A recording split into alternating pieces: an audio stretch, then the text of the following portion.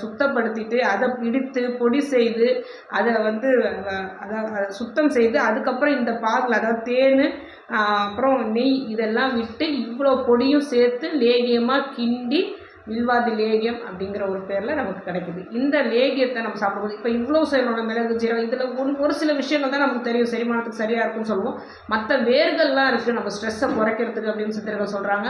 கைகால் எரிச்சல், varicose veins இருக்கிறவங்க, அதுக்கு மாதிரி சுவாச பிரச்சனை இருக்கிறவங்க, அடிக்கடி விக்கல் எடுக்குதுன்னு சொல்கிறவங்க, ஷயம் அப்படின்னு சொல்கிற மூச்சு பிரச்சனை, மூச்சு விடுறதுக்கு சிரமப்படுற இருக்கிறவங்க, லங் இன்ஃபெக்ஷன் உள்ளவங்க எல்லாருமே இந்த வில்வாதி லேகியத்தை பொதுவாக சாப்பிட்லான்னு சொல்கிறாங்க. இந்த வில்வாதி லேகியத்தை நம்ம எடுத்து யூஸ் பண்ணுறதுக்கு முன்னாடி ஒரு சித்த மருத்துவர் அணுகி இதை நம்ம சாப்பிட்லாமா, எவ்வளோ எடுத்துக்கணும் அப்படிங்கிறத ஒரு ஆலோசனை பேரில் கேட்டுட்டு தான் பிறகு தான் நம்ம எந்த சித்த மருந்தாலும் எடுத்துக்கணும்.